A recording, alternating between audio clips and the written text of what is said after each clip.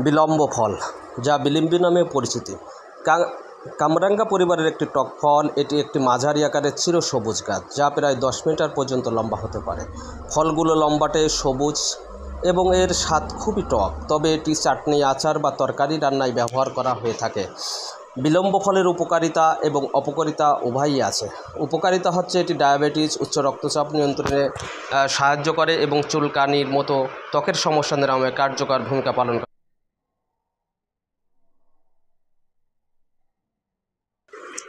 আর অপকারিতা হচ্ছে এতে থাকা অক্সিলেট এর কারণে অতিরিক্ত পরিমাণে খেলে কিডনির ক্ষতি হতে পারে, তাই এটি পরিমিত পরিমাণে খাওয়া উচিত। এই ফলটি সচরাচর কুমিল্লা জেলায় সবথেকে বেশি দেখতে পাওয়া যায়। আমার এই ভিডিওটি যদি আপনাদের ভালো লেগে থাকে তাহলে একটি লাইক, কমেন্ট, শেয়ার এবং সাবস্ক্রাইব